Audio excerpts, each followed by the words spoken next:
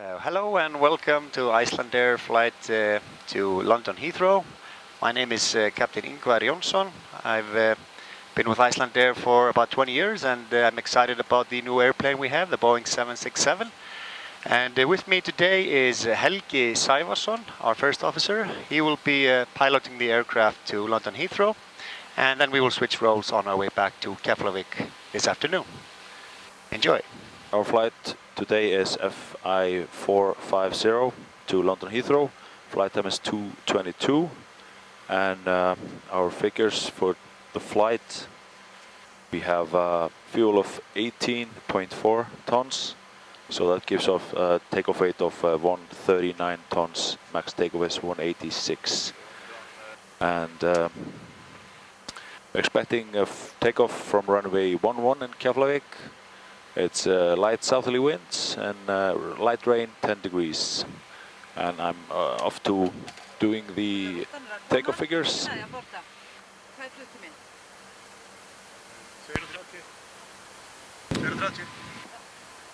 So it's light aircraft in the SER November, which is a 76. 450 is the flight number. And it's airport is Keflavik. We select the runway 11. We have wet runway today, and the wind is 180 at 9 and 10 degrees Celsius. Sorry, 10. And QNH is 997.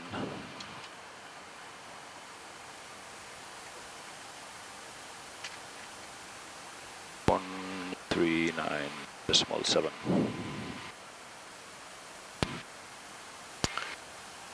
Engine anti-ice would be off, or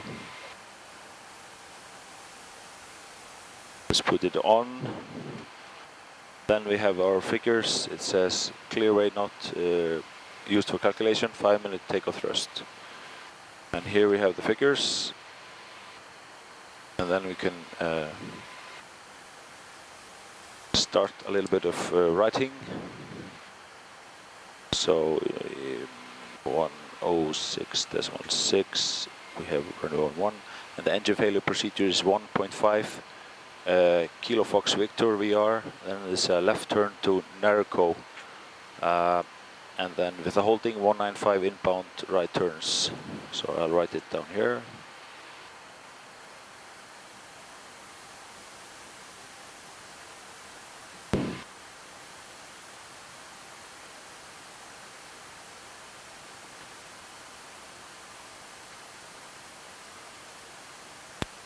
Acceleration is 1,000 feet and MSA is 4,000. So 1,000 is set here and Narco is on the fix. Excellent. So want the clearance? Okay. SER 450, ocean clearance to London Heathrow via Pixum, Petux, Ortaf, Ottax. Initial climb flight level 290, flight level 370 request. Mach decimal 80, squawk 2172. Okay, clear to Heathrow, Pixum, Petux, Ortaf, Ottax, flight level 290, Mach 80 and squawk 2172, SER 450. SER 450, read to correct check spot 1000. Okay, roger, Cockpit, slot SER 450. Yes, we just received our ATC clearance to London Heathrow, so now we will verify the route in our FMC. And Helgi, if you would go ahead. Yes, first is Pixum, then there are Petux, Ortaf, then is there at Ottax, there at Sierra Tango November, Upper Lima 612, Lakey, there at Nugra, and then the airport. Okay. Distance is 1082. Okay, 1046. That's close enough. We still need the arrival procedure into the FMC, which we'll do later on in the flight. Okay. Okay, Okay, then we can verify our position. You have the airport chart. So we are at gate 20. Yes. And the FMC entered FMC position is north 6359.6 and west 02237.8. Yes, that's correct. Okay. And altimeters are 997, reading 140 feet. And our heading is 284. Confirm. Yes. And we can then read our pre-flight checklist. Pre-flight checklist. Keep in stowed. EFA switch on. Oxygen interphone. 100 checked. 100 checked. Altimeter instruments. Set and cross checked. Parking brake. Set. Fuel control switches. Cut off. Pre-flight checklist complete. I'll go ahead with the fuel calculation. Very good. The flight arrived with 10.4 tons. We need 18.4 for the flight, so 18.4 minus 10.4, that is 8 tons. So planned is 8 tons. And the amount we got was 2,795 US gallons. So I write 2,795 US gallons. Use the standard density, which is 3.028, and I put standard as a code, and then I calculate how many kilos that would be. That would be 8,463. So that's close enough. You can calculate the percentage. So that's 5.7. Which is close enough. It's more than we expect. So it will be after fueling will be 18.4. I put my figures here. That's correct. Very good. And your 3-letter code? India Victor Juliet. Okay, and you did the pre-flight. Okay. So paperwork out of the way. I can do the panel scan. I started already here for the IRS. It's on nav, and we have already aligned. It's like the first thing we do when we enter the cockpit because it takes time.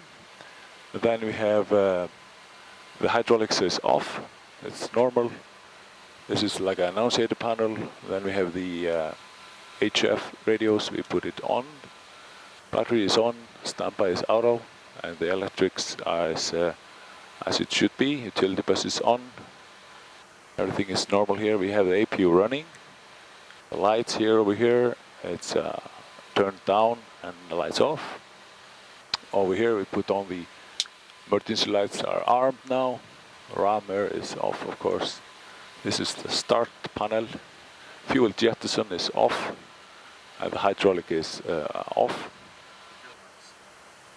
Fuel pumps, yes, correct, and the cross suite is out. This is the fuel panel. We have 9.2 on both wings and nothing in the center. This is the anti-ice panel, wing anti-ice and engine anti-ice. Wipers is off, of course. We have the nav lights on, everything else is off. Then I put on the window heat. And HF number 2 is on. This is the call panel for the HFs and the cabin call, and we put on the seatbelt sign. Cabin altitude control, it is on this auto indication over here. We put on the landing altitude of London Heathrow. We can, do you remember? It's 80 feet. Okay, put 80, and equipment cooling is auto. All lights turned down low, and the indications are too bright. Then over here, put on the cargo heat. This is the temperature control selectors, and they're 12 o'clock position. It's a good start indication. We can put on a pack, start cool the cabin since we are running the APU, and then the bleed is on for the APU, which is feeding the pack. Then I go here for the flight director is on. This is for the VOR. And then I go down here for the oxygen, as already checked. And I go for the QNH is 997, and the engine out is 1000 feet. And we've still to set the speeds, and then I already did the FMS. And then over here, everything is in. And we put in the squawk and it's in standby. And we're not using the ADFs at the moment. That's it. So now we are about to ready for our final procedures for the flight. As a part of our flight preparation, we do a safety briefing, and we're going to familiarize ourselves with the engine out procedure on takeoff in the unlikely event of an engine failure. So Helgi is going to fly this leg, so if you will, Helgi. Yes, okay. We're expecting takeoff from 11 in Keflavik. Flap 5 takeoff with a D rate of 63 degrees. It will be a heading select and a VNAV takeoff. So we press heading select in 400 and VNAV at 800 feet. And we'll continue on to our first point, which is Pixum with a right turn. In case of engine failure and takeoff, there will be no action below 400 feet. Set, raise the gear. At 400, there will be a heading select. And then you will analyze, open, actually will be open because of on the 7.6. Yes. So we will analyze the engine parameters and go ahead with the memo items, if any. I will fly the aircraft up to the acceleration of 1000 feet. I will select the vertical speed plus 200, accelerate the aircraft, flaps up on schedule. And when we're clean on speed, there will be a flight level change and max continuous thrust, and adjust the thrust. And then we'll climb up to our minimum save, which is 4000 feet. When we analyze the problem, our routing will be at 1.5. It will be a left turn on Nerco, which is on fix. Yes. You can see it on the. Will be on our left-hand side in the takeoff. And we'll hold there at 4000 and analyze, and most probably go in for another ILS for 11 in Keflavik. So, but in case of an abort. Yes, if we, I would just like to add, then there's going to be normal checklist. Yes. And the after takeoff checklist. Yes. And then we'll just, you know, play it from there. In case of an abort, it's up on my command, and I will call out abort, and we'll close thrust levers, speed brakes, extend, reverse thrust, stop the airplane, put parking brake on. And if there's a reason to ground connected, to evacuate the airplane, then my drill is to cut the engines, fuel cutoff. And I'll take the handheld mic and announce, this is your captain, open seatbelts, get out. And I will pull the fire switches, all three. And if you would go over your drill in the case of I would evacuation. go to manual and open and call the tower. Yes, and then we would review the memory items on the QRH, on the back page of the QRH. And then your responsibility would be the front doors, and I would take charge of the evacuation with a megaphone. That's it. Okay. Yep, brakes are set, and may we pressurize hydraulics? Clear for pressurizing. Okay, pressurizing hydraulics. Go ahead. Yep. Pressurize hydraulics. And fuel pumps for the wings.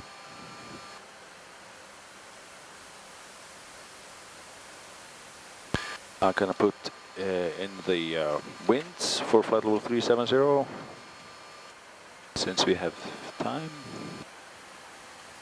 So I put Pixum, flight level 370.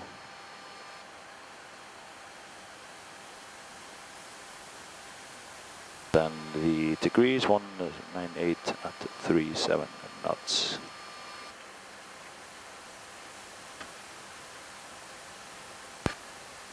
Also the temperature. Then we have to check that the airplane has been checked with a daily check, which has been done here, 26th of June at time 0138. This is valid for 48 hours. And I see on the last flight an ETOPS release was done because the last flight was an ETOPS flight from Minneapolis to Keflavik. We do not need an ETOPS release for our particular flight because it's a short flight from Keflavik to London, and we are never that far away from an alternate airport down our route that we need an ETOPS check. We are always within a 1 hour flight time from a suitable alternate. So that's good to go. But what the 767 really does for Icelandair is that it, of course, has more seats than the 75. And what is also very important is that it has a much larger cargo capacity. For example, on our daily flights to London Heathrow, we carry a lot of fresh fish, the catch of the day from Iceland really, going to London Heathrow and also to many other places on our route network. But the 76 allows us to take about 3 times more of fresh fish than the 757 does. So this is very important. And we just received our load sheet, and I will review that. Captain Ingvar Jonsson, airplane is correct, correct version, crew is 2 and 6, date and time correct. And our zero fuel weight is 121.6 tons. So I'll put it in the FMC, 121.6. It's already there, yes. And our takeoff weight is 139.8. And the Mach takeoff is 23.6. And passengers on board are 229. Plus 8, that'll be 237 souls on board. Okay. And here we see we got 5.5 tons of cargo. That's probably fresh Icelandic fish, best fish in the world. Okay. Flap 5 takeoff. And 63 degrees, reduced takeoff thrust. We do a significant amount of reduced thrust now because the aircraft is light. It's a very short flight, so we are not carrying a lot of fuel. And our airspeeds are 134 V1, we rotate 146, and 151 V2. We see our V1 speed is quite low. We have a reduced V1 now due to wet runways. Copy, ready for departure. Thank you. So then we'll be ready for our pushback in about a minute or two. Okay. Just make our final preparations, and airspeeds are set my side. So it's 134, 146, and 151 for V2. Yeah. And our flap speeds 182 and 222, correct? Set. Set. Before start checklist, down to the line. Before start, passenger signs on, windows Locked. locked, MCP. Set. Fuel oil quantity. Checked och räknar man inte. Jo, takeoff speeds. Set. CTU pre-flight. Complete. Trim. Trim 3 units 00.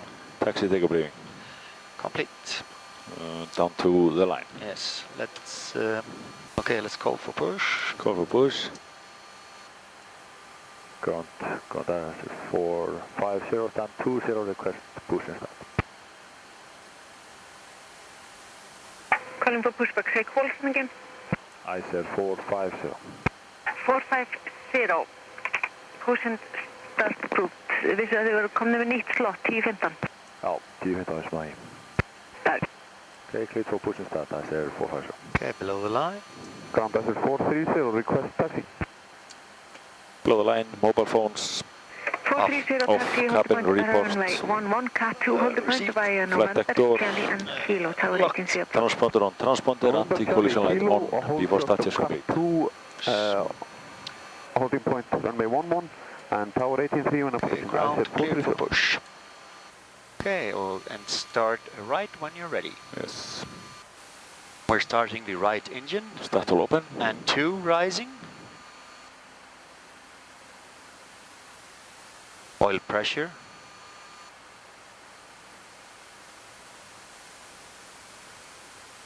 And 1. Max motoring and 2. Fuel on. Fuel flow. EGT. GT rising.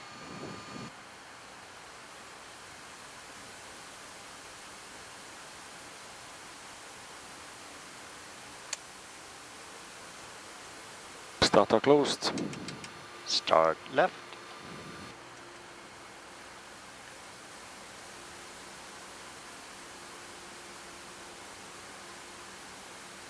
Start all open. And 2.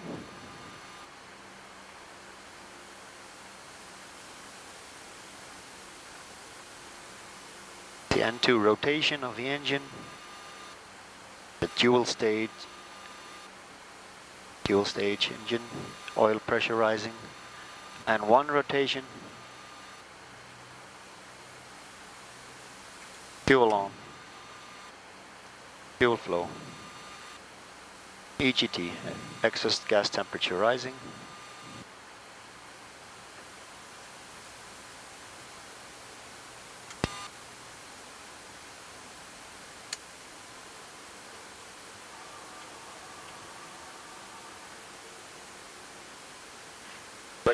Starter closed. Before taxi procedure, brake set. So AP off, engine anti-ice on, and the packs on, and close the isolation valves. It's gone. Yeah. Before taxi checklist. Before taxi, APU off, anti-ice on, isolation switches off, recall, Checked. auto brakes, RTO. ground equipment, Clear. clear right. Before taxi, checklist complete. Taxi clearance. Ground Icelandair 450, request taxi 11. 450 taxi, hold the point runway 11, cat 2 line, tower 18-3 approaching. Okay, taxi to hold the point 11, cat 2 line, tower 18-3 approaching, Icelandair 450. Okay. Flap 5, control check.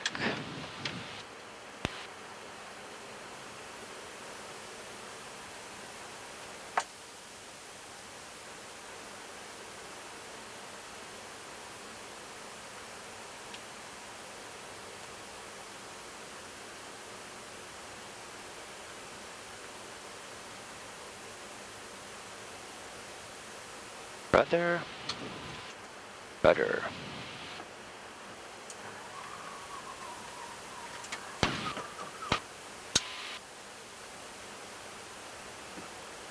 Tower, got down, Icelandair 450, approaching 11, full ready. 50, hold short runway 11. Hold short, 11, Icelandair 450. Okay, approach frequency is standby. Yep. Okay, so flap 5 are set at D rate of 596 degrees, and it's heading select VNAV with a right turn. In case of a failure, it's a left to Nerco. Yes. So we are holding here at the Cat 2 line because Speedbird, aka British Airways, are doing a low visibility approach to this runway, and they will be landing shortly. British are coming. But we will try to beat them on the pitch tomorrow. You will beat them. Yes, we will beat them.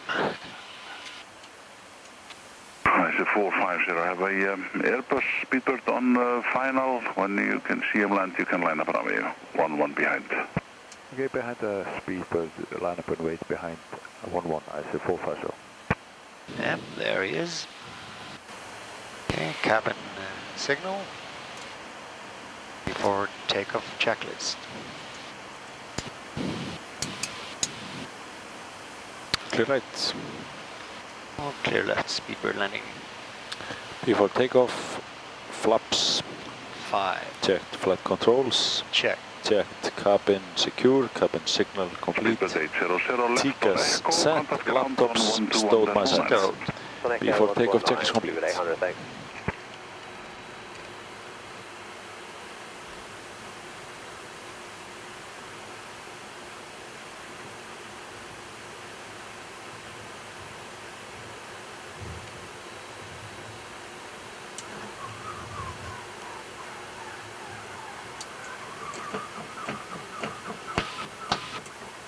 Icelandair 450 in 2406, when airborne contact approach on 119.3, runway 11, get takeoff. Okay, takeoff 11, 19 airborne, Icelandair 450. Your controls. Okay, my controls fully ready. Yep.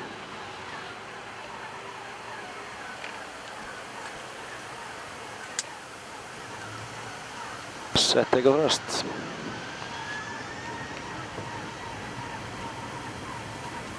Thrust set. Checked.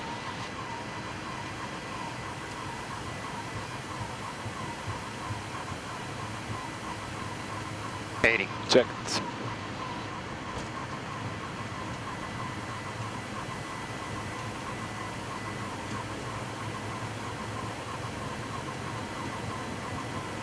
V1. Rotate.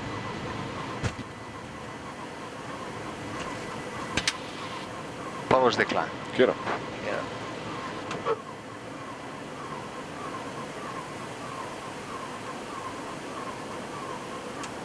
Heading select. Heading select. Approach Icelandair 450, passing 1000. V enough. Enough. Icelandair 450, Flap approach one. ground, identified, Flap clear one. direct picture. Direct picture, Icelandair 450. Picks in Pixel. the right, Elena. Fix him. Flaps up. Nav. Speed check. Flaps up.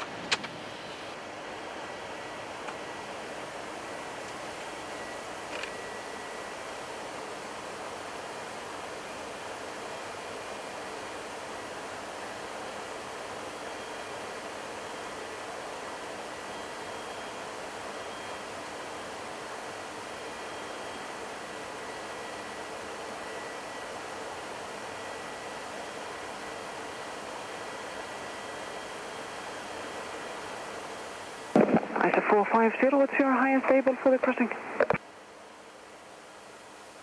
Icelandair 450, maximum flight level 380. 380, thank you. Center autopilot. Yeah.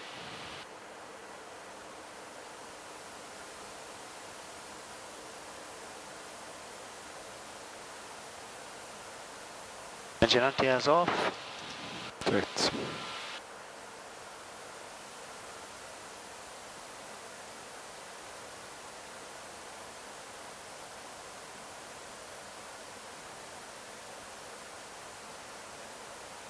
Altimeters. Standard set, passing 75. Checked. After takeoff checklist. Yeah. After takeoff checklist, landing gear up and off, flaps up, seatbelt sign, still on. Altimeters set. After takeoff checklist complete.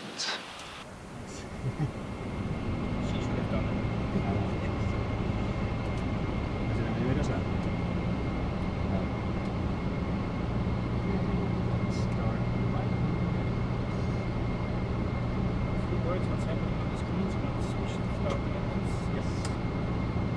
We're about to start the engines. Final preparation scheme. Let's start right engine.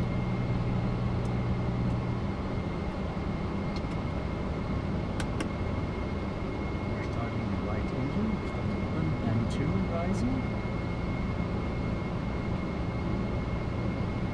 Oil pressure.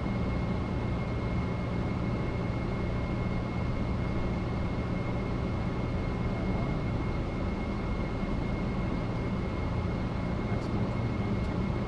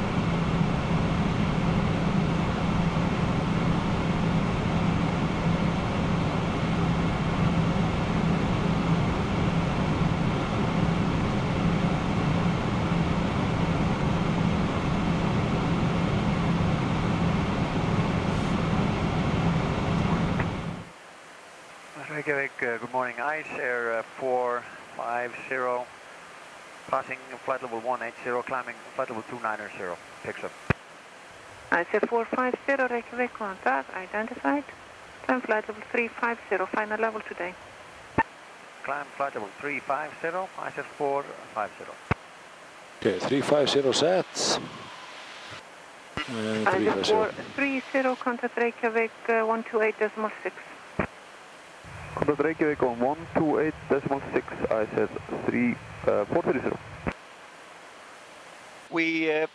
If we take a look at the airport chart, we see this is the terminal here, and we were on a remote stand. So we were driven by a bus from the terminal to the stand, and we taxied onto runway 11. That would be taxiway Charlie, and then taxiway Kilo. And we had to wait at the category 2 holding point because British Airways were on approach. British Airways landed and we taxied into position runway 11, took off towards east, and we did not get a specific standard instrument departure, rather we got a clearance direct to a point called Pixum. So after taking off to the east, we simply made a right turn direct to this point here called Pixum. And Keflavik is easy in such a way, very simple arrivals and departures still, as it is not a very busy and complex airport yet. And if we take a look at the weather for our destination, which is London Heathrow, and this is the correct date, it's the 26th of the month, and the forecast is valid from 6 o'clock in the morning until 12 noon tomorrow, and the weather will be a westerly wind, only 10 knots, that's light wind, good visibility, more than 10 kilometers, and cloud are scattered at 3,000 feet, and there is a 30% probability of an intermittent lower cloud base at 1,400 feet, broken cloud base. That was this morning from 6 until 8, and then there is a temporarily situation from 6 o'clock this evening until 6 in the morning. There will be a rain drizzle and broken clouds at 1,200 feet. And also a 30% probability from midnight until 5 o'clock in the morning of a lower visibility of 4.8 kilometers and rain and drizzle. And even lower cloud base of 600 feet. So when we will arrive, it'll be quite good. Good visibility and scattered clouds at 3,000 feet. So that's all good. And here we have the plotting chart. And we will monitor that we are flying the correct route. We departed from Keflavik here, and our first point is Petux. And from Petux, we have an entry point into Scottish airspace. It's called Otraf. So our routing will lay oceanic routing from Petux to Ortav. And that'll put us through Icelandic airspace, slightly into Shanwick Oceanic for a short distance until we start talking to Scottish control at Ortav. And I will plot down a position from our FMC. And we are coming up on 19 west, which is a little bit early for plotting. So we'll fly for another 10 minutes or so. Then I will plot down a position that should be right on this line here. So now we're at our cruising altitude of 35,000 feet, and we are in oceanic airspace, Reykjavik Oceanic, so we have to call Iceland Radio and let them know of our position and our estimated arrival at the next point. Berlin calling Iceland Radio, check in your flight number. And the line is busy. 420, flight number 360, speed ERC, scan the next. Air Berlin 7420 Iceland Radio Cockpit, CPTLC with Gander next. It's a backup with Iceland is 4675, secondary 8891. Then at the Gander FIR boundary, contact Gander radio on 8864, secondary 11279ers. Berlin 7420, backup Iceland 4675, 8891, Gander 8864, and secondary 11279. Iceland radio. Iceland Iceair 450 position. Iceair 450 Iceland radio, contact. Go ahead with your position report. Contact Iceair 450, position Petux 1045, flight level 350, estimating ORTAV 1127, next odd packs, go ahead. Iceair 450, copied, Petux 1045, flight level 350, ORTAV 1127, odd packs, next. It's a backup with Iceland is 4675, crossing 61 north, contact Keflavik on 8879ers, secondary 6622, then at ORTAV, contact Scottish on 133.675. Iceair 450, HF 4675, at 61 north, Keflavik 8879er, secondary 6622, and Scottish 133.675. And I said 450, 10 minutes after passing 61 north, squawk 2000. 10 minutes after 61 north, squawk 2000, I said 450. Iceland radio, break, WestJet 28, Iceland radio. 13367 on standby. Yes. And 446 HF 4675. And 8879er here.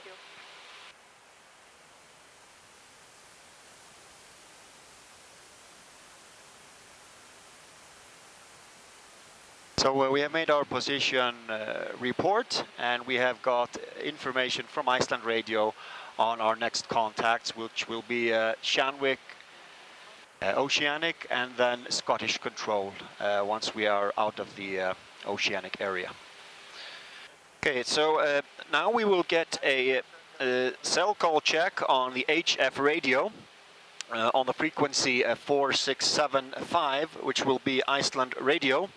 And hopefully they'll give us a cell call, which means that they can give us a ring, and then we will answer them, which means that we don't have to listen out on the HF radio. It's very noisy, so we ask for a cell call, so it'll be then easy for Iceland to contact us if needed. So let's see how that goes. Iceland Iceair 450 on 4675 cell call. 450, here's a cell call.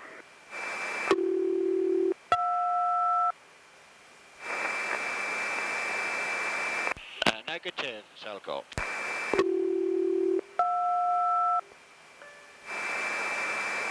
Cell call okay, Iceair 450, tack. So we're on our way having breakfast now, and I have the oatmeal, and before eating the oatmeal I drink the fish liver oil, which I happen to have with me. We call it þorskalýsi.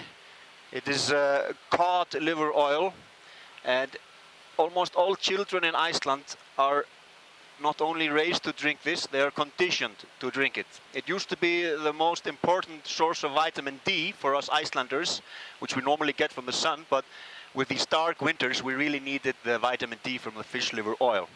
So it took some getting used to. When I was a small boy, I didn't want to drink it. I really disliked the taste. But my father, he was quite clever. He said, Ingvar, if you drink the fish liver oil, you will be strong like the Vikings. So I did, and I've been drinking it every morning since. Ah, very good. And then some oatmeal to get rid of the taste in the mouth. Here for some.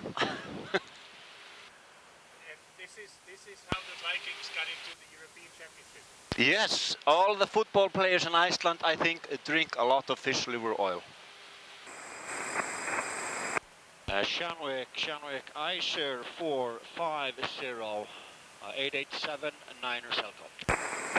450 Shanwick, good day to you. Your backup frequency with Shanwick today is 6622 and stand by for the cell.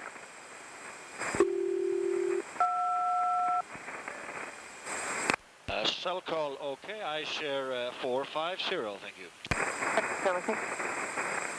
The 767 main difference from the 75 is, of course, two basic things. It's more spacious, which I like, and gives the passengers, of course, more comfort. So we're providing a better service for our customers. And it is quieter than the 75. So that is another good thing for our passengers and also for the crew, of course. The instrumentation and the cockpit layout itself is very similar to the 75. There are a few differences. For example, if we take the instrumentation, we can see we still have the old screens, the cathode ray tube screens, as opposed to the flat panel displays on the 757. The 757s have been upgraded, but this remains to be done here on the 76. I suppose it will be done soon. So we have the airspeed indicator in an old fashion right here, and to the right we have the speed tape, which is showing of course the same speed as the other indicator, 272 knots.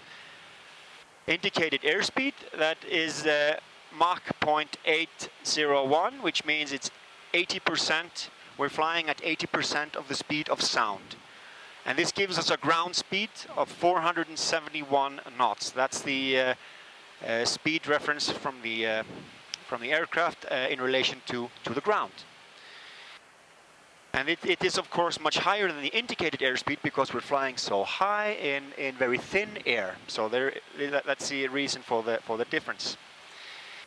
And here we have the altimeter, which says that we are flying at 35,000 feet, set to standard QNH 1013, and a vertical speed indicator, which tells us the rate of climb or rate of descent. It's 0 now because we are level flight at 35,000. And we have the clock, and we have the RTMI, which shows us relative position of the aircraft to VOR ground stations or NDB ground stations. And on these screens in the center, we have now displayed the condition of the engines. This is the rotation of the fan blade. This is the temperature of the air coming out of the engine, 655 degrees Celsius. And this is the rotation speed of the N2 in the engine, inside the engine.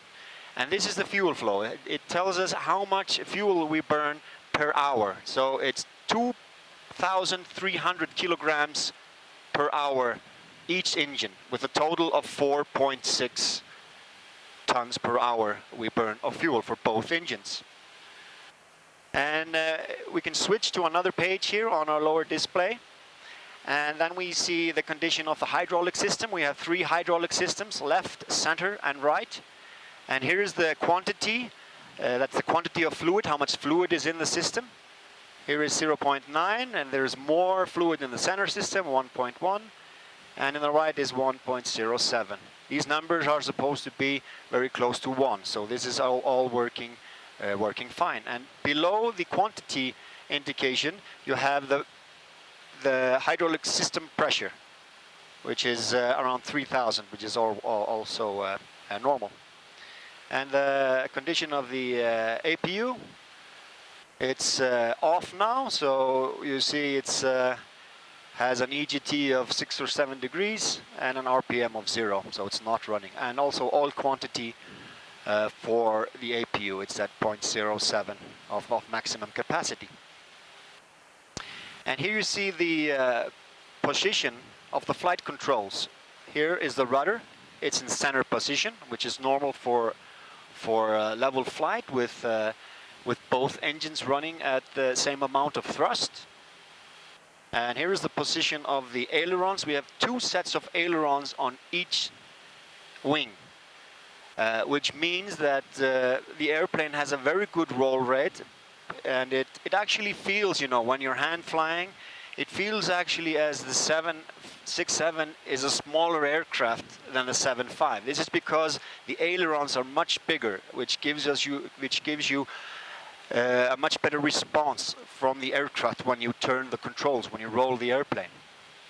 And here's the position of the elevator. So all of the flight controls are centered, which is normal. And here is the flight management computer, which is roughly the same as on the 757. Here we can get all kinds of information, and the standard page for this phase of flight, which is cruise, would be the cruise page, and it tells us the FMC is programming the autopilot to fly at Mach 0.80, which is 80% of the speed of sound, and we're cruising at flight level 350. And this is the recommended thrust position. It's 90.0% N1, which is very close to what the actual thrust output of the engines are right now. And here we get information on what is the optimum flight level to fly at. So the optimum level for us would be flight level 370. However, that altitude, that flight level was not available to us to fly through the oceanic airspace. So we have to settle for flight level 350, which gives us slightly less fuel efficiency. And on the progress page, we can see how the flight is progressing. We're flying to, this is the next point we're flying to. It's called Ortav. That's the entry point into Scottish airspace. And the distance to go is 29 miles, and it'll be at time 1127. And here we see our destination. It's Echo Golf Lima Lima, which is London Heathrow Airport. We've got 623 nautical miles to go. Estimated time of arrival is 12:45 Zulu time, Greenwich Mean Time, and this is the anticipated fuel we will be carrying when we will land. 7.2 tons. That is enough fuel for us to hold for at least half an hour, and enough fuel to get us to an alternate airport if for some reason we are not able to land at our destination. So now it's time to call Scottish Control on frequency 13367, and we'll see how if we can get a hold of them. Scottish, good afternoon, Icelandair 450. Icelandair 450, Scottish, good afternoon, squawk 5421. Squawk 5421, we're at flight level 350, Icelandair 450. So Scottish Control asked us to squawk a certain code that he'll see on his radar screen. That's 5421, and he will try to identify us on his radar screen. And once he has established that contact, he will tell us that he has radar contact, with which he just did. And hopefully he will give us a more direct clearance shortly to shorten our route and shorten our flight time.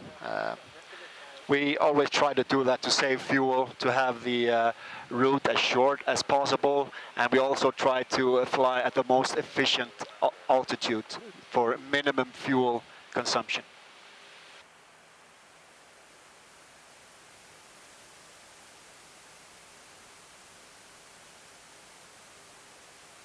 So some more instruments, yeah. Here we have our thrust levers, which the position of the levers will give a signal to the engine on how much thrust to put out. And here we have the speed brake, which we use primarily upon landing to slow down the aircraft. And we also use it if we have to descend rapidly. It is the speed brakes, when extended, will put up spoilers on the wings, which destroys lift, which makes it easier for the aircraft to descend at a higher rate of descent. And here we have the fuel control switches. They are both in run now. If I were to put them in off, then the engine would shut down. So I'm not going to touch that until in London Heathrow.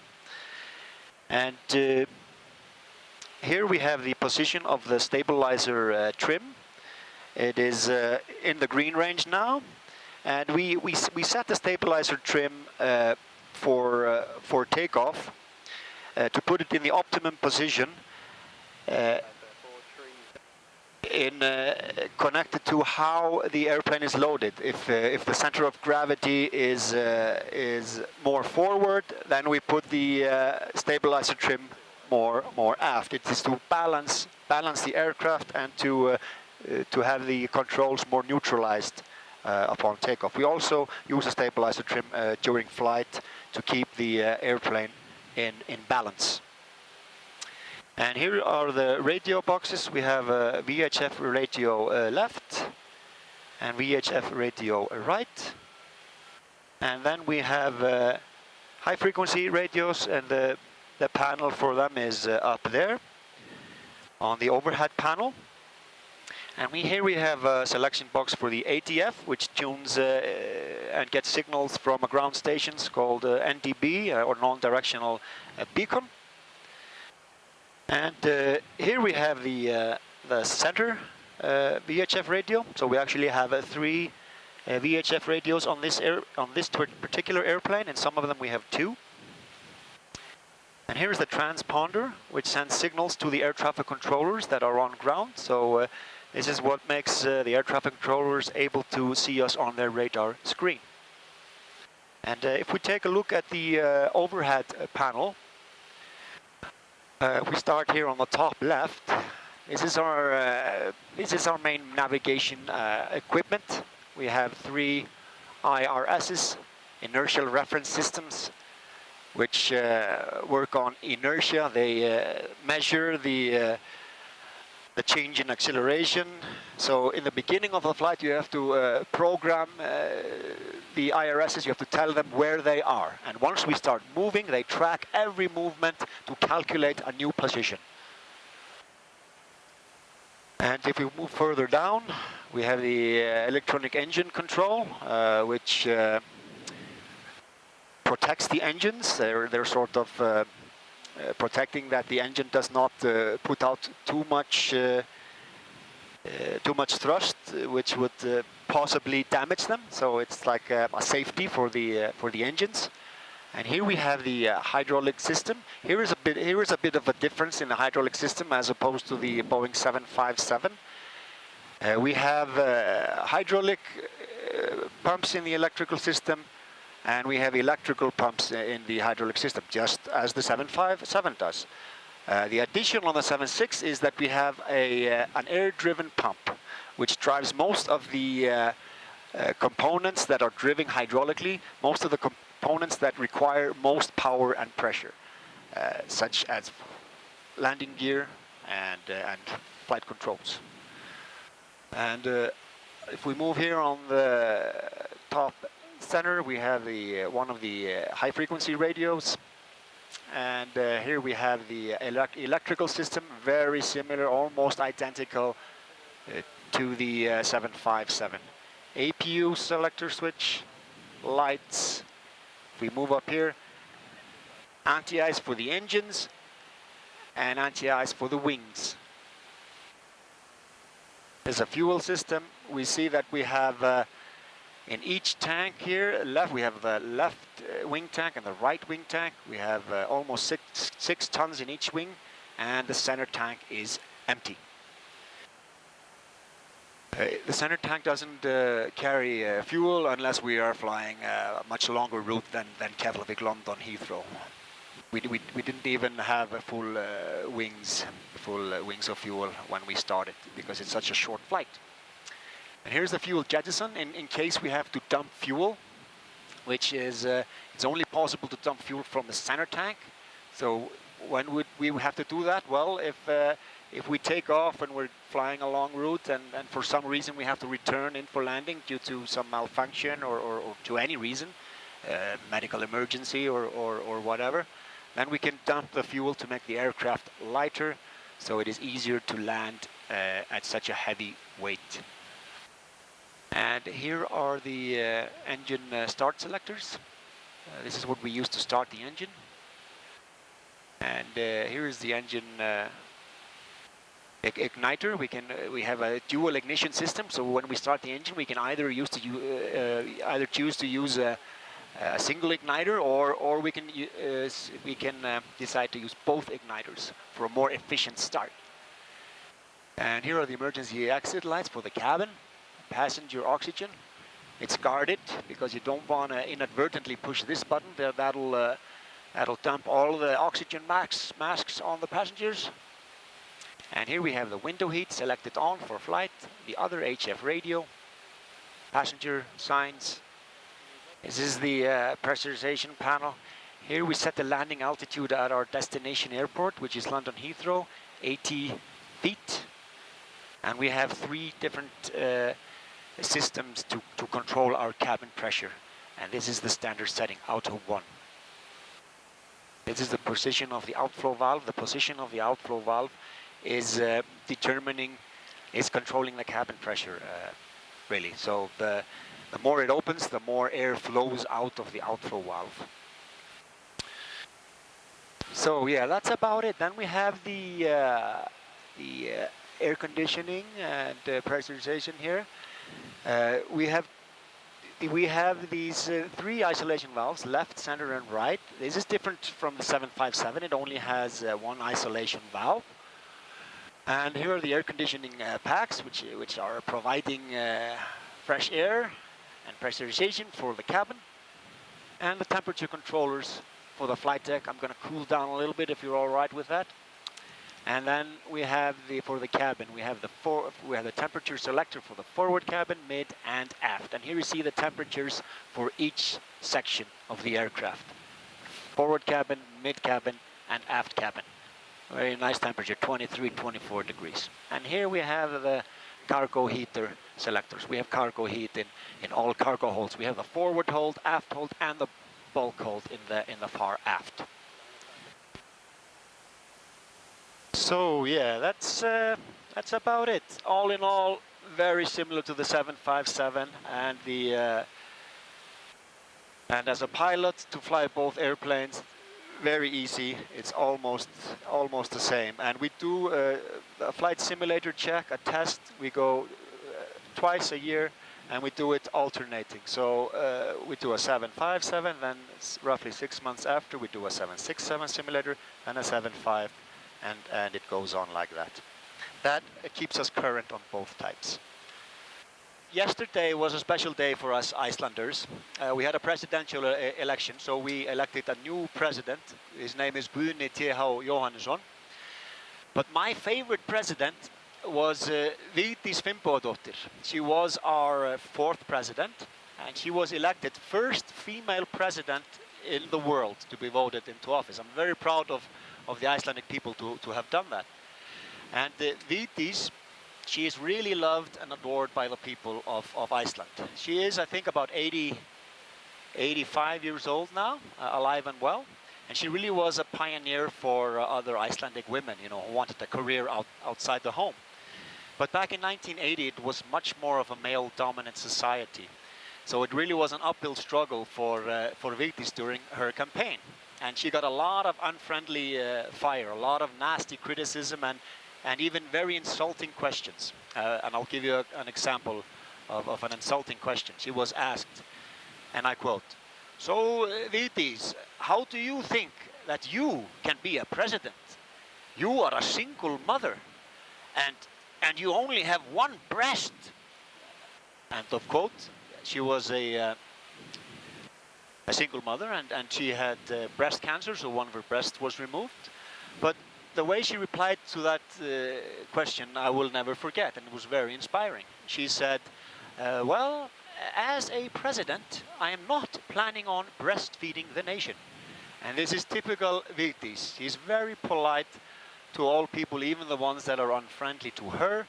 And she really is a role model for the Icelandic people. And I always remember her standing on moral high ground. Iceland is a fairly big piece of land. It's an island. It's 103,000 square kilometers. So I mean, it's pretty close to the British Isles in size. But we have very few people. Only 330,000 people living on a large island. Most of the people live on the coastline. Actually, 2/3 of the people live in the Reykjavik area on the southwest corner. And the rest of the people live on the coastline, mostly scattered all around the island. People mostly that live in fishing villages. But nobody lives, you know, inland, in the center part, in the highlands. That is where you will simply find glaciers, beautiful volcanoes, lava fields, black sand deserts. And because we are a volcanic island, we have a lot of geothermal energy that we utilize. We have a lot of hot water, natural hot water underground. And we use this hot water primarily to heat up our houses. So there's a pipeline containing geothermal water going into every house to heat it up. And we also use this hot water to pump into our swimming pools. We have outdoor swimming pools all over Iceland, and that is a huge tradition to go to the swimming pools. That's where the local people go for a swim, and then for the main event, which are the hot tubs. That is where people go to gossip, and in the hot tubs, that is where it is expected of you to talk to strangers. So if you live in Iceland in a small community, it's all small communities, you have to be careful what you do, because everybody's gonna talk about it in the hot tubs. I did learn that the hard way. So, a volcanic island. Why is it that? Well, it's because Iceland is sitting on the North Atlantic ridge between two tectonic plates, the North American plate on the west and the Euro-Asian plate on the east. And these plates under the feet of Icelanders are diverging. They are moving in opposite directions, and they are literally tearing Iceland apart. So Iceland is growing by an inch every year. I wish I could say that about some other things. But eventually, Iceland will be torn into two separate islands. It's going to take thousands of years, but it will eventually happen. And you can see clear evidence of this in many parts of Iceland, all the way from the southwest through the whole country to the northeast. That is where you will see cracks in the ground, and you will see many volcanoes, and that is where you find hot water underground. One more thing. In Iceland there are more sheep than people. There are 500,000 sheep in the summertime. Many of them are slaughtered in the autumn, of course. And they are free range. The farmers, they let the sheep loose in the springtime. So they wander off to grow bigger during the whole summer. And then they have to be gathered again in September or October. And the farmers, they have to be careful not to be too late with the sheep gathering, because there might be a snowstorm in September or early October, which can bury the sheep under snow. This happened a few years ago. And when it was sort of a national tragedy, and when something like this happens, a specialist on the matter is called on the evening news. And our sheep specialist, he said, "Do not worry, the Icelandic sheep is a very strong survivor. It can last for a few weeks buried under snow." And he was right. They were still finding sheep alive a few weeks after the snowstorm. But gathering the sheep is a huge task, and the farmers, they typically call friends and relatives to ask them to help out with the sheep gathering. And if you get a chance to help out with the sheep gathering, you are in luck, because, you know, when you drive to the farmer will greet you, and he will give you a standard package of the sheep for the sheep gathering, which is a fine horse he will lend you, and he will give you a bottle of the Icelandic Black Death vodka, what we call brennivin. And then some of them will give you a little box containing the traditional nose tobacco that you put in your nose. And then you ride for a few days and try to find all the sheep and gather them to a gathering point. And it's like a 2 or 3 day non-stop party. It's great. What else can I tell you about Iceland? Well, we have been throughout the centuries very isolated. Iceland was settled mostly by Norwegian Vikings in the 800s, more than 1100 years ago. And our language has been very well preserved. So the Icelandic language is actually ancient Norwegian. It is the way the Norwegians spoke 1,000 years ago. And because of our isolation and our small population, Icelanders are very well suited for genetic research. So about 20 years ago, there was a company founded in Iceland called Decode Genetics, and its mission was to map out the family tree of the Icelandic people and do research to try to come up with medicine to fight against diseases caused by genetic defects. So as a side product of all this work came the Icelandic book, or as we call it, Icelandair Boeing. That is a website or even an app now on your phone. So all Icelanders, they can check how they are related to the next person, to a stranger. So people carry this, for example, if you go out and meet somebody that you're attracted to, then you will go, before you proceed, you will go on the app and you will check how related you are. And if you're not too related, then you may proceed. It's true.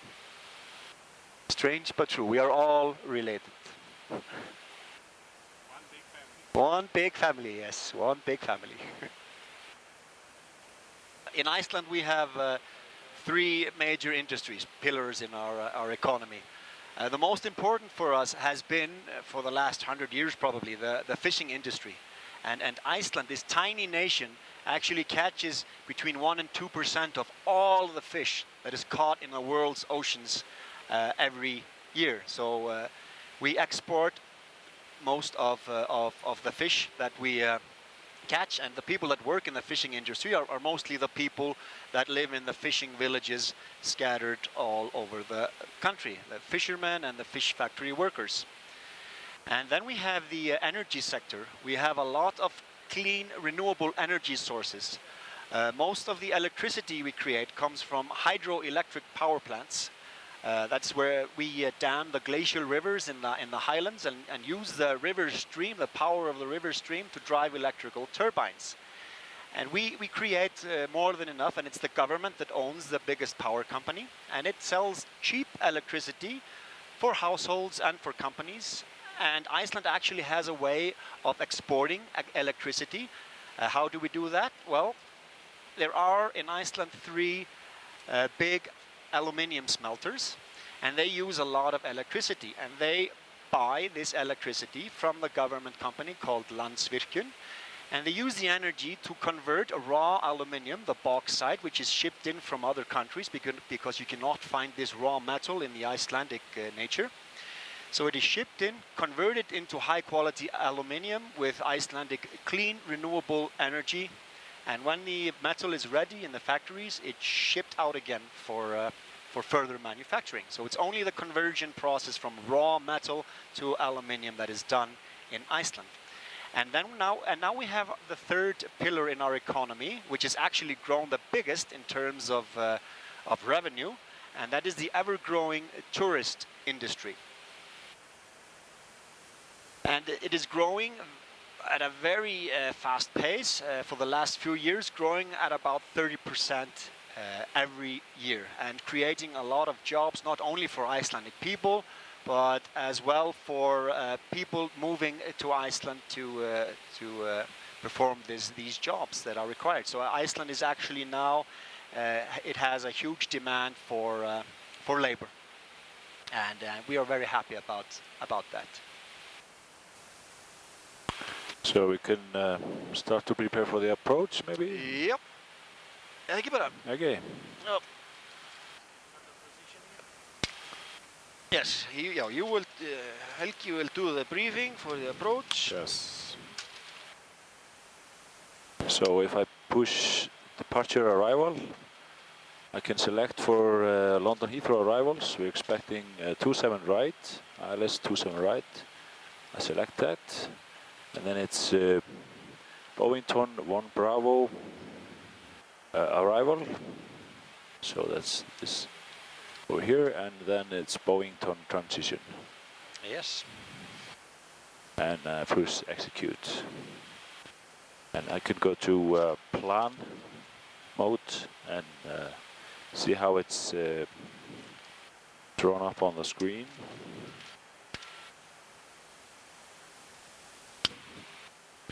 So it's approach from the north and out towards the east with a turn in over here, and then for the ILS for 27 right. We're expecting the hold over Bowington, which would be inbound 118 with a right turn at 7,000 minimum. Yep. And I can put that in. So Bowington hold, and it's 118 with a slash and a right turn. So that's R, and I put it here and execute it.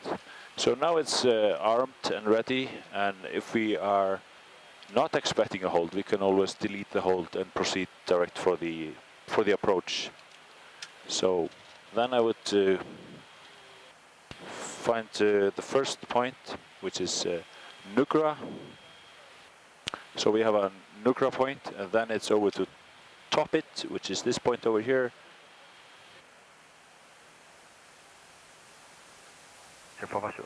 United 119, radar service terminates, make the Iraq. United 9047, turn right heading 315. Right turn 315, 9947. Hello Scottish, Icelandair 450, flight level 350. Icelandair 450, roger, route direct Dean Cross. Dean Cross, direct Icelandair 450. Okay, Dean Cross as Delta Charlie Sierra, and I put it on top. You happy? Yep, go ahead. Execute. Then we'll make a left turn towards Dean Cross. Very good. It was over to Soppit, and then it's Westcott, which is Whiskey Charlie Oscar, and then Bowington with a hold. And then we have the transition, which is the maybe I'll the height restrictions are Toppit and Soppit. It's in the box over here. Bowington 1 Bravo is flight level 200 by Toppit, and 150 by Soppit, and that's in the system. Check. So after Bowington, it is the transition, which is this 10 to Tango, which is roughly this route here. It is the direction is 128 as correct, and we have 11 miles, which is here. And then you have 4 miles to the next one, which is correct. And then again the turning point, which is max 180. I'll put that in.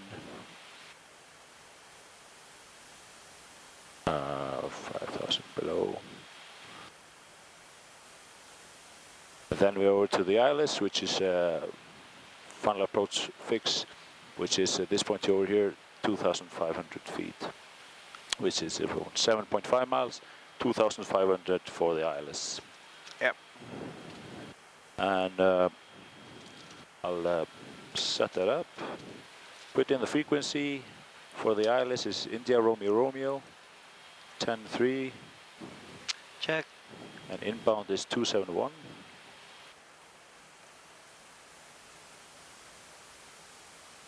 Is set, and the minima is 278.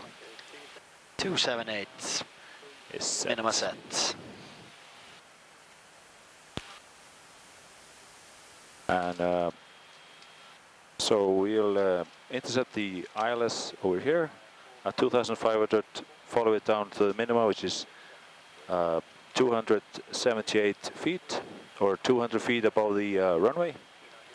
And if we need to make a missed approach of whatever reason, we need to climb straight ahead and passing 1580 feet or 0 on ILSDME, whichever is later than climbing right onto track 318, which is over here, 318, and climb to 3000. So I would put here the VOR for London, 113.6. And as a reminder, 318. 318, yes.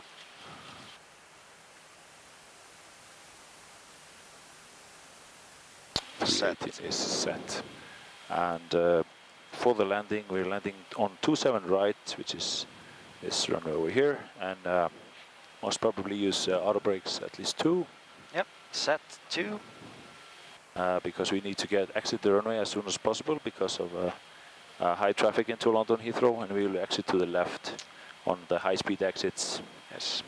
And then follow the Alpha or Bravo backwards to our south gate, which is on the terminal 2 Bravo, yep. Which should be somewhere over here, usually. Halló. Blessaði Benni hérna. Herra, það verður að spyrja hvaða terminal við förum á, veistu það? Já, terminal 2. Terminal 2. 2, takk hérlega. And do you have a flight plan? Yep. Yep. Right here. In the descent page, I can put in the expected descent winds, so it will calculate the correct top of descent for us. So we already put in the en route winds. Now we have the descent winds. I can put here forecast on the descent page, and I'll put flight with 240, 180, 100, then 5000. And just quickly put in the winds. That way it will be more fuel efficient in the descent, and we always try to make it a constant descent approach, so no level flight, and we are then more fuel efficient.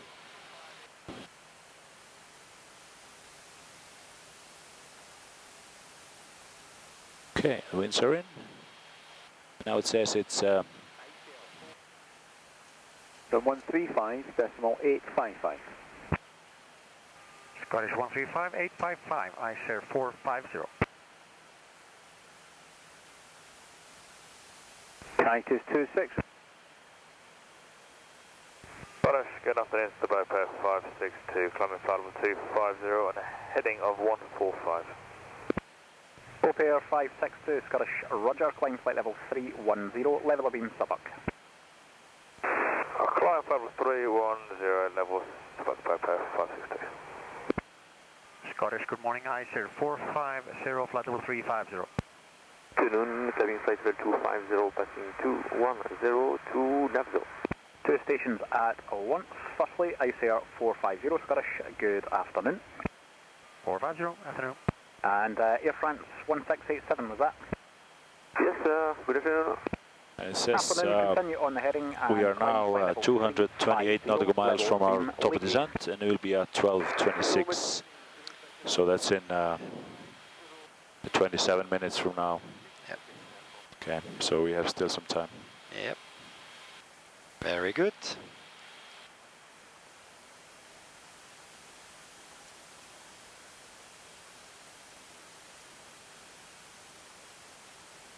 You want to go over the charts step by step? Yeah, sure. So it's point 1 Bravo 10 2 Delta 6th of March 15. We already went through the descent planning. We already put in the holding. So point 1 Bravo says at Nugra 149 track to top it and turn left.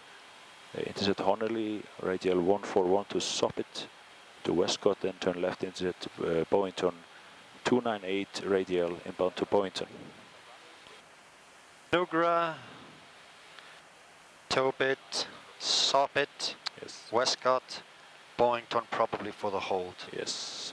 slightly north of the airport here. Yes. Here we see the runways, and Boeington slightly north of the airfield. Yeah.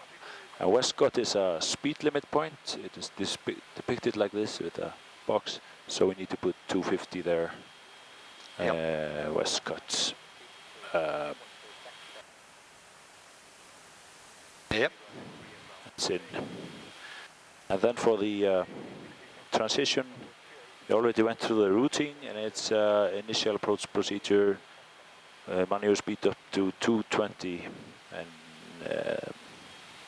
that should be, yeah, that's over here.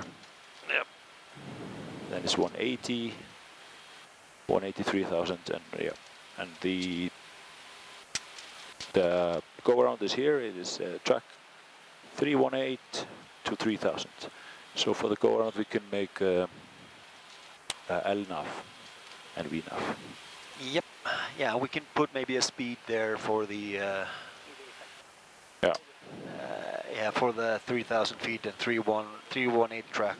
Yes.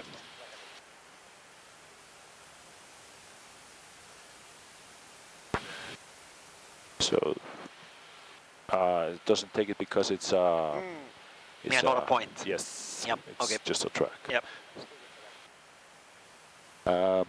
Do you have the ILS chart so we can just brief that? 11.4, 2nd of September 11. Check. ILS 27 right, localizer frequency 1110.3, 110.3. Yep. Final approach course 271. Set. Glass slope check is at 4 DME, ILS DME is 1410 feet, and minima is 278. Set.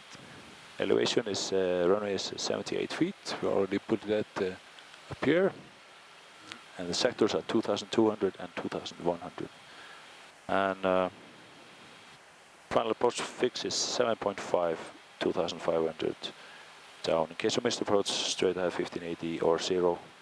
Whichever is later, then turn right 318 to 3,000. Okay. Okay. Outer brakes 2. We already check the forecast. We can listen to the ATIS when we get closer. Yes. And we're ready for the approach. Okay. And upon landing, I will probably say my controls at around 80 or 90 knots, just to exit as soon as practicable. Okay. It will be reverse. Use the reverse in London and auto brakes. Auto brakes 2, landing data set. Let me see, 136. 36. 76, 16. 76, yeah. Set. And minima 278. Yeah. Approach briefing complete. Pilot laptops stowed. Stowed. Decent checklist complete. 50 for ascent, contact London on 129205, bye-bye. 129er205, I said 4505.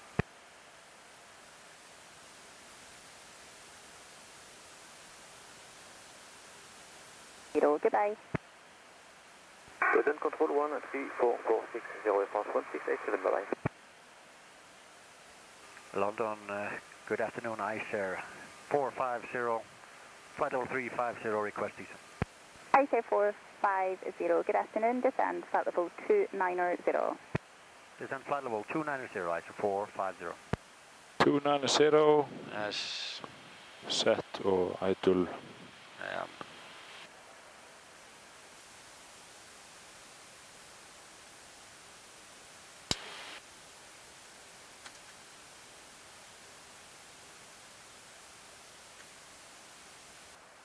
London Icelandair 450, descending flight level 200, level to open. Icelandair 450, hello, expect to hold at Bovenden, the delay is 5 minutes. Icelandair 450, thank you. We are to expect to hold at Boeington VOR, and we set up the holding on the hold page here on the FMC. This is active route number 1, and we're going to hold at this fix, which is called Bravo November November. That is Boeington VOR. And the inbound course is selected 118 with a right turn. That is consistent with the arrival chart. 118 inbound right turn, so that is correct. And holding available to us is 32 minutes with regards to the fuel we have on board.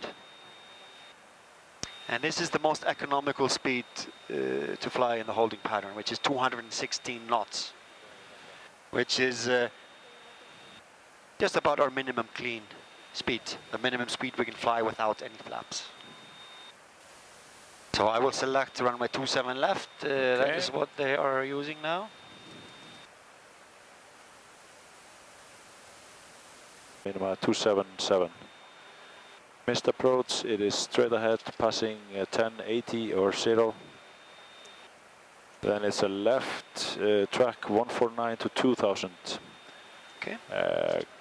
Passing 6 London, climb without delay to 3000. Okay, so it will be a 2000 in the window. Yep.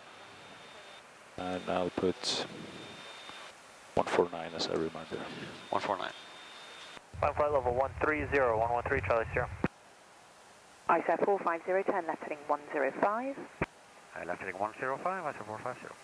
105, set. Det får låta med.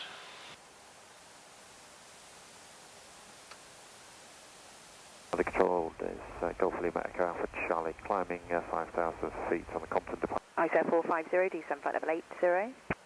Descend flight level 80, Icelandair 450. Flyer 3284, climb flight level 80 100. flight routines. Climbing level 100, flight 3284. Down at 163 X-ray, continue present. Icelandair 450, you can resume navigation now direct Boeing.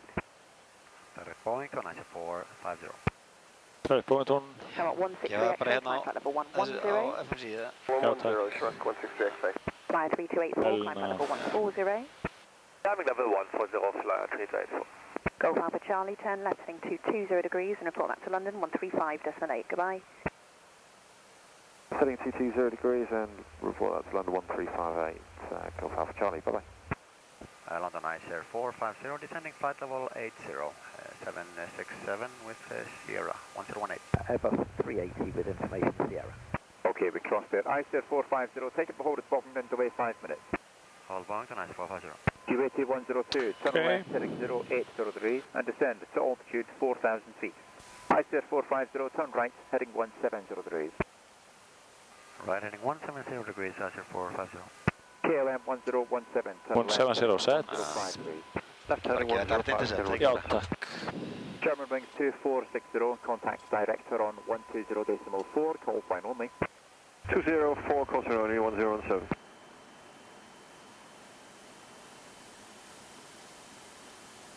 Speedbird 276, descend flight level 80. Descend flight level 80, Speedbird 276. Speedbird 6 Bravo, fly heading now 360 degrees. Heading north, Speedbird 6 Bravo. And director, good afternoon, Emirates 29 Super, descending to flight level 115 for 100. Emirates 29 Heathrow, hold at land 1 flight to 10 minute delay, confirm aircraft type and information is Sierra. AFM Sierra aircraft type is Alpha 388. Roger, hold at land 1. Icelandair 450, turn left heading 070 degrees. Left heading 070, Icelandair 450. German wings 1 070, turn left heading 105 degrees. German wings 1 Bravo Alpha, left heading 105.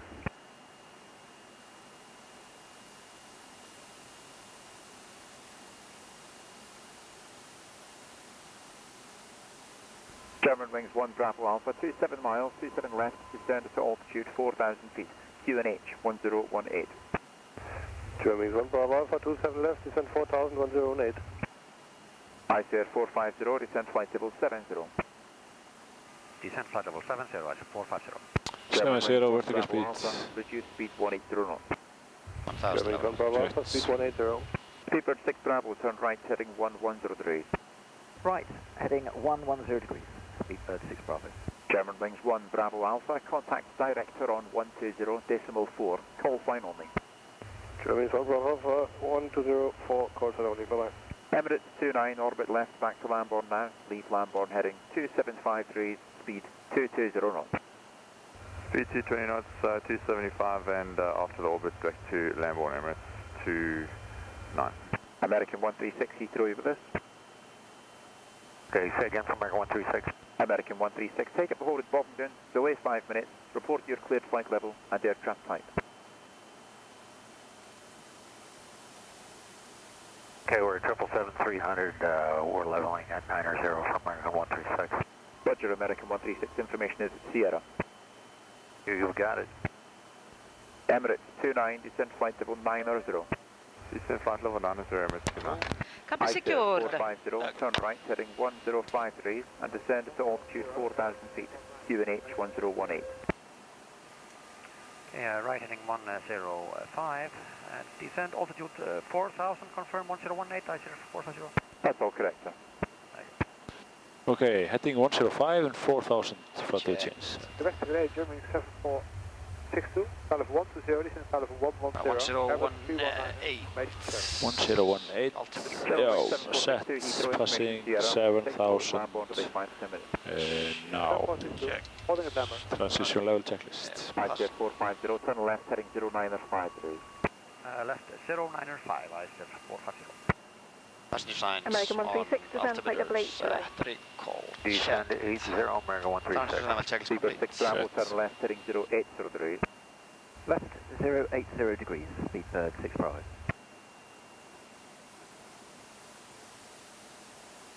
ICF 450, 25 miles, 27 left, contact director on 120.4, call flying only. 04, ICF 450. Seabird 6 Bravo, it's runway 27 left, your range is about 28 miles, descent off. ICF 450. ICF 450, hello, 23 miles for 27 left. 450, thank you.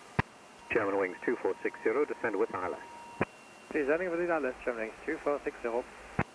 Vertical speeds. Yeah.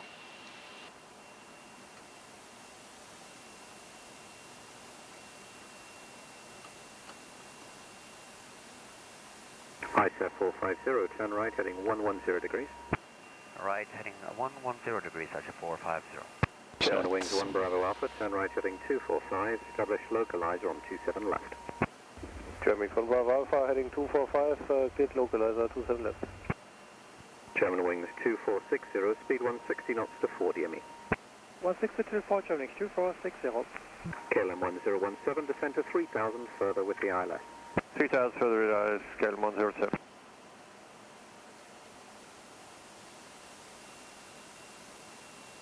German wings 2460, contact tower 1185. 1185, bye-bye, German wings 2460. ICF 450, speed 180 knots, turn right heading 180 degrees. Okay, speed 180 knots and turn right heading 180, ICF 450. Flap 1. Speed flap 1.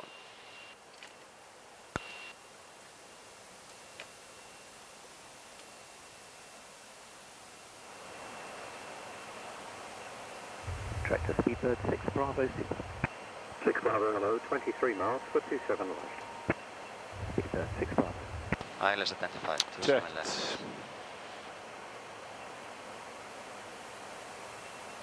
Flaps 5. Speed check, flap 5. Speed 180. Check.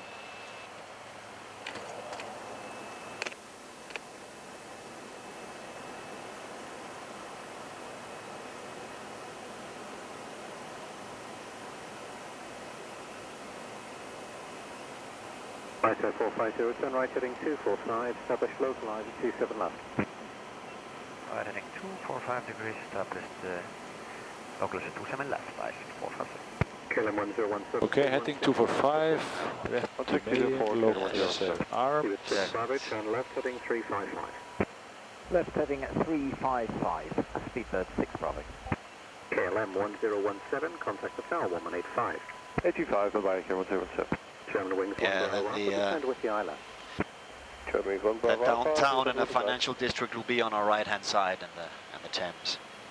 Speedbird 6 Bravo, descend to altitude 4,000 feet. Descend 4,000 feet, Speedbird 6 Bravo. German wings 1 Bravo Alpha, speed 160 knots to 40 ME. German wings 1 Bravo Alpha, 160 to 4. Speedbird 6 Bravo, turn left, head 295, establish localizer 27 left. Left heading 295, establish localizer 27 left, Speedbird 6 Bravo. Speedbird 276. Speedbird 276, hello, range is 23 to 27 left. Speedbird 276.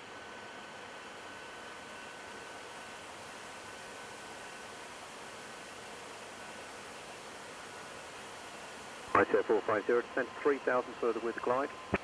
Descend 3,000 further with a glide, Icelandair 450. 3000 set, vertical speed.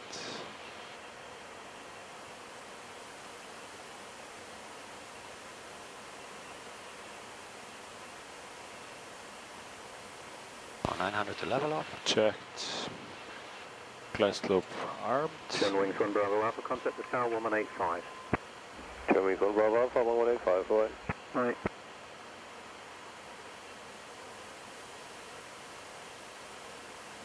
Speedbird 6 Bravo, speed 190 knots. 190 knots, Speedbird 6 Bravo. Apologies, that was not you. Speedbird 276, speed 190 knots. 190 knots, Speedbird 276. Thanks. Speedbird 6 Bravo, when established, descend with the ILS.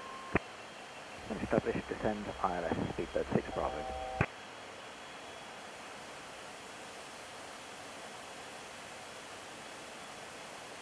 Flaps 20. Speedbird Check, 276, 20. turn right, heading 180 degrees. Head 180 degrees, speed 276.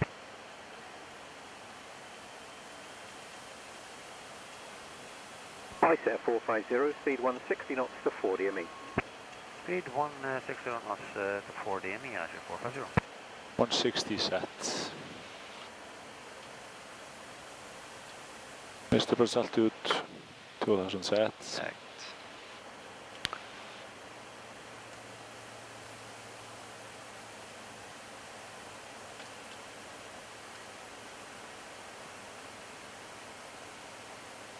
Gear down. Gear down.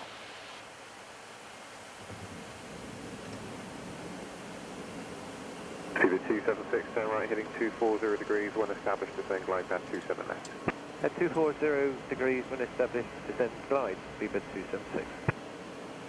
Vestibular altitude set og landing checklist 2 flaps. Yep. Landing checklist, cabin. Secured. Altimeters. Rejected on T out. 25, Icelandair 450. Speedbird 276, speed 180 knots. 180 knots, 276. Tower, hello, Icelandair 450, ILS 27 left. Icelandair 40 Juliet, turn right on Alpha, hold short of link 28. Right on Alpha, Last Speedbird, current landing gear. Down. Flaps, to south, standing by flaps. Ground 121.7. Hello 1017, runway 27 left, clear to land, service with 290 degrees, 9 knots. Let's land 27 left, KLM 1017. Tower, hello, Icelandair 450, ILS 27 left. Icelandair 450, continue approach on 27 left. Welcome, Icelandair 450.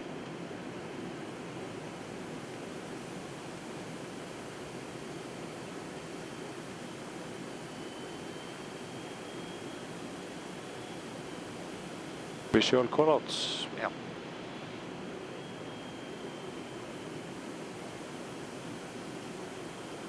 Icelandair 40 Juliet, contact ground 121.850. Bye-bye. 12185, 42 Juliet, 65. Watching 4 miles, flaps 30. Flaps 30. Final speed set. Nice. Complete checklist.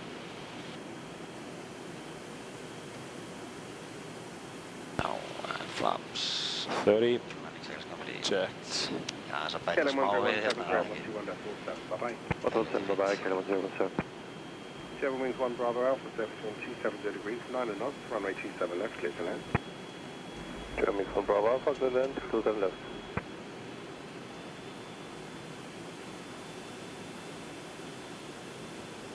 $1,000 stable. Good afternoon, Speedbird 6 Bravo Super, established 27 left at 6 miles. Speedbird 6 Bravo, good afternoon, continue approach 27 left, you are number 2. Continue, Speedbird 6 Bravo.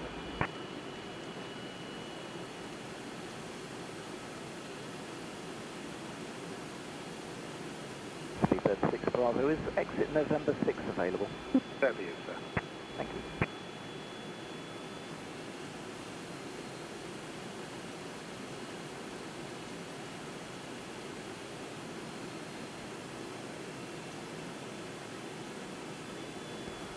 Wings 1 Bravo Alpha, contact ground 121. 500. Checked. German. Autopilot off. Auto throttle off. Bravo, 1 Bravo Alpha, 117, goodbye. Icelandair 450, set between 270 degrees, 8 knots, runway 27, left, clear to land. Clear to land 27, left, Iceland 450.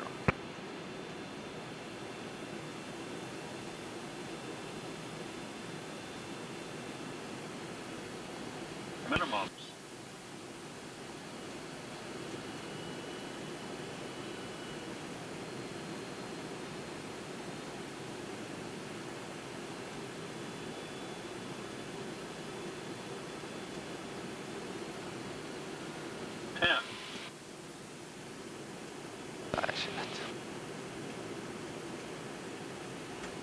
Speed brake, reverse.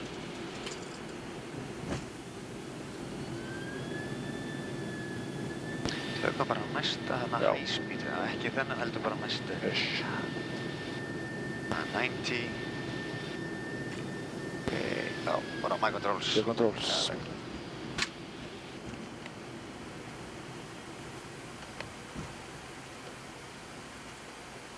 Icelandair 450, contact ground 121.7, bye-bye. 117, 450, bye.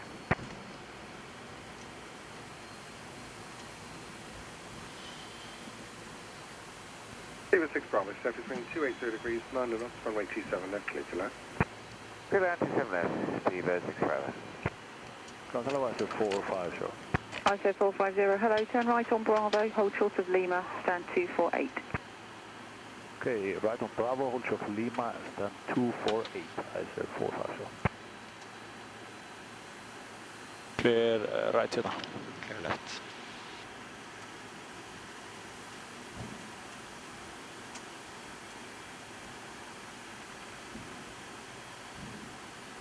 Bravo.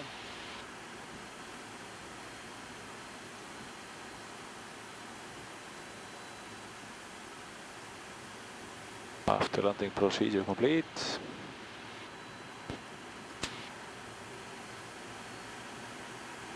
Bravo, Lima is our entrance gate 248. Air India 130, hold short of 27 left, contact tower 118.5. Hold short to 7, Sure. 185, Air India 130, please. Yep.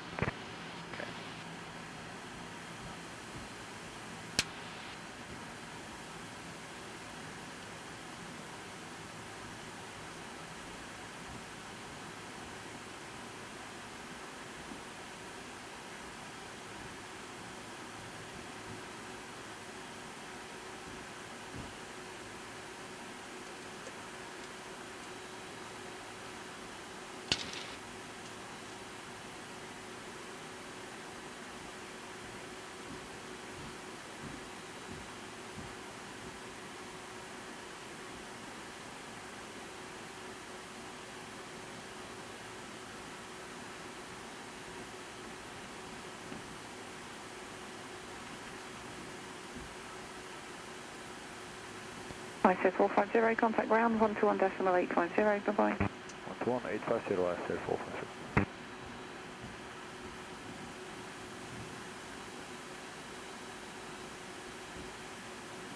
Ground, hello, Icelandair 450. Icelandair 450, hello, left turn Lima, stand 248.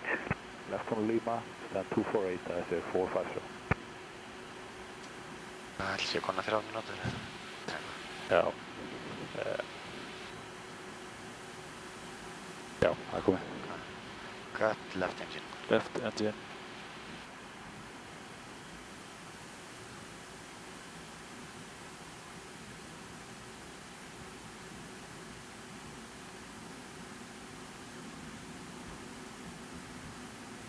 Okay, this is Kilo, next is Lima. Yeah.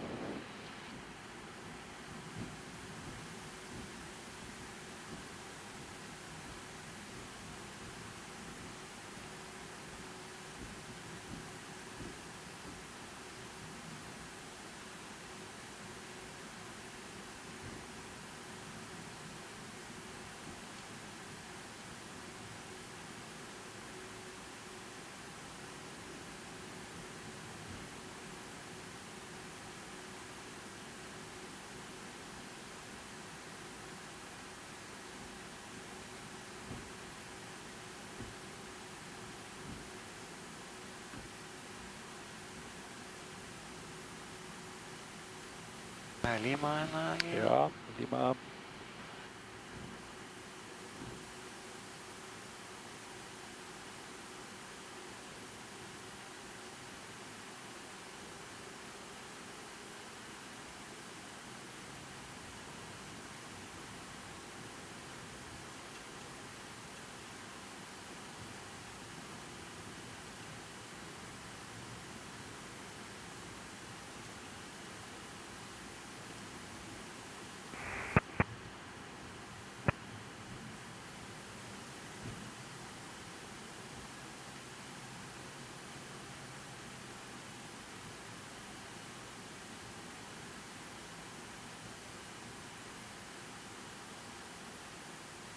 Shuttle 6 Romeo, request taxi.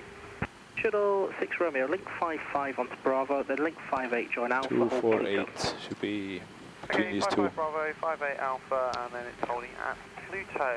Shuttle 6 Romeo. Heathrow ground air India 130, good afternoon, taxiing early, point runway, correction, link 28. Air India 130, hello, Alpha, hold at Saturn. And lights off. Alpha, hold at Saturn, Air India 130. Ground hello, Speedbird 276 vacated on Bravo and hold short of Delta. Speedbird 276, hello, Delta, back onto Alpha and hold Hawker, stand is 532, occupied. Delta, Alpha, back to Hawker, stand 532 occupied, Speedbird 276. Speedbird 263, taxi when we can please. Speedbird 263, give way to the Airbus joining ahead and then follow them to hold at Pluto. Airbus joining ahead, follow them to Pluto, thanks, 263. And Shuttle 2 Victor, we're on 502 and we're ready for push. Shuttle 2 Victor, hello, push proof, face east. Push face east, Shuttle 2 Victor. And Shuttle 6 Romeo, we are wind. Roger. Speedbird 732, request taxi. Speedbird 732, give way to the company 777 on the right, then link 55 join Bravo and hold short of Echo. Give way to the company 777 on the right, link 55, join Bravo, hold short Echo, Speedbird 732. Seatbelts. Speedbird 169, monitor tower 118.7, good afternoon. We landed on 27 left.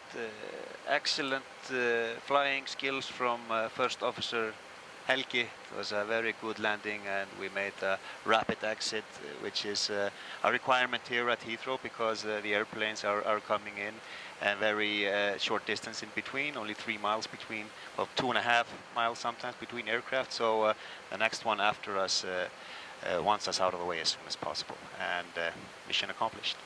This is the way the Vikings did the landing on their Viking ships when they came into Reykjavik city and landed with their strong Viking ship. The Vikings were excellent shipbuilders, by the way.